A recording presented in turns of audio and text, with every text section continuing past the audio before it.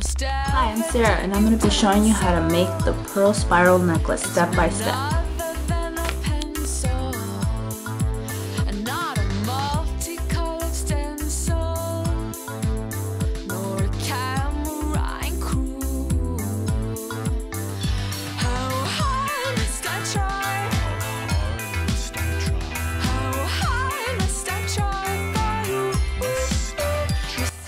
So right here we're going to use the Fimo Soft in white, which is really cool because once you're done baking it, it is going to have a nice texture to it.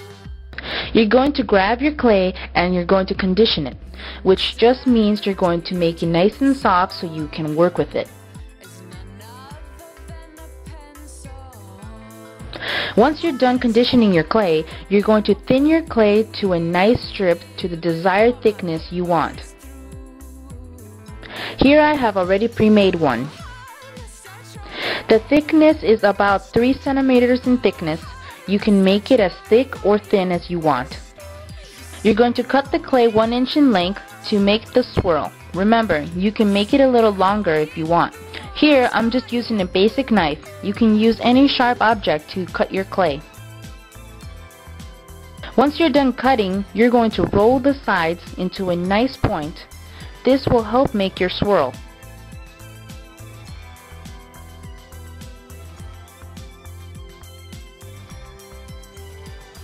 Once you're done rolling the sides, you're going to grab one end of the clay and you're going to pinch it into a pea-like shape or hook. Once you do that, you can keep rolling until you make your swirl.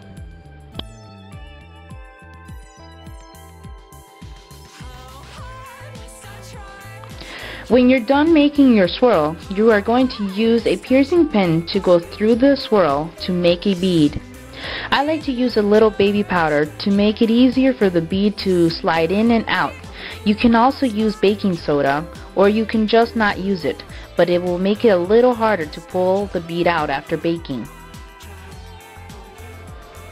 You're going to pierce right through, adding just a little pressure, or you will distort the swirl.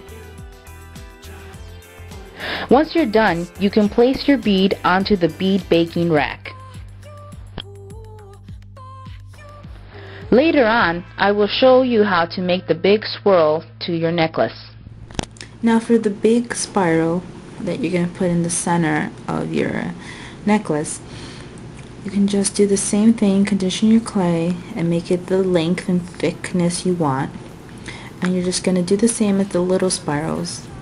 Have that little tip right here, and then I like to do a little P until it gets right there, and then you can just slowly start and softly with very little pressure just keep going until it gets bigger.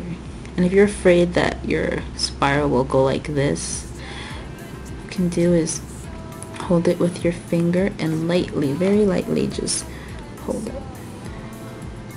So, and keep going until you get your,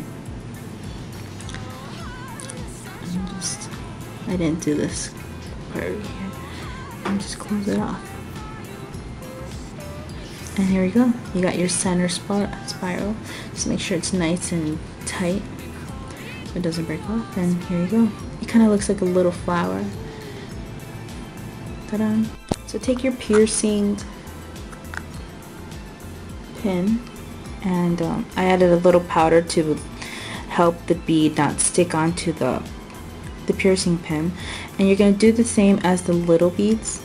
You're going to pierce right here. Since I want I'm going to be piercing 2 piercing beads through my bead because my design is a little something like this, like that. That's how my necklace will be coming out. So, or you can just do the simple one with yours just going straight, but I'm gonna try doing the parallel one where they're gonna pierce both, one here and one here. And I already made one with the X, so I'm trying both angles out. So I'll be just showing you how to do the parallel one.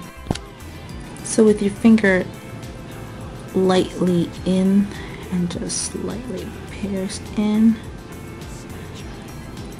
to the side, and just take your other one, just doing a kind of fast one. This is not actually my real bead, and it should come out like this.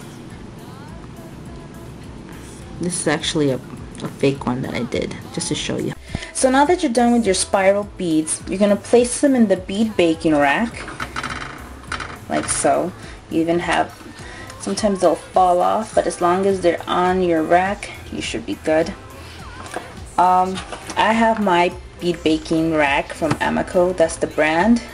This is how usually your beads will look, kind of like this. So just place them in the oven and make sure you check the temperature for the clay you're using. It also depends, shouldn't be put in too long if it's really thin. Like these were like under 10 minutes to bake. Just place them in and wait.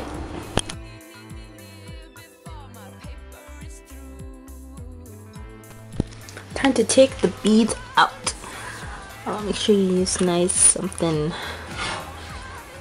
on your hands. And here we go. Nice and toasty.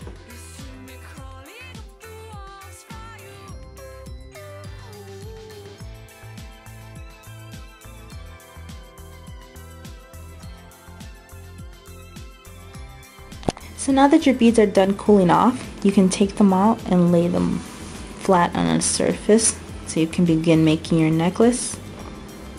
You can either make them up like this with no gloss, but I decided I'm going to add a little shimmer to my swirls. You can see the difference right here. You can have them plain or you can shimmer them. I am using the pearlizing in medium from Deco Art. You can find this at your art store in the paint section or the arts and crafts section. So we're just gonna grab a brush. Any type of brush is pretty good, as long as you make sure it's nice and clean. Well, we're gonna just put a little squirt here. I'm gonna start with this really huge centerpiece.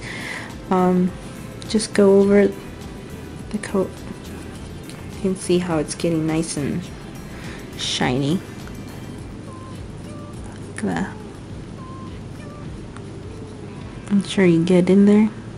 It's really important, especially when you're working with white, that your brush is nice and clean. Just so the piercing pin comes in handy. It helps you paint and hold on to it just a little so it doesn't flip over. So it helps you paint, and you're gonna paint your beads, or you want to paint them a different color. And the baking beading rack also helps too, to help them sit and dry. So they're not just for baking, they're also like really cool to have just to dry it up. So you see how now it's a nice little shiny thing. So you're gonna do it to, if you're gonna do this step, you're gonna do it to all of these, and they're gonna come out really cool like this. So just do that and then we'll continue.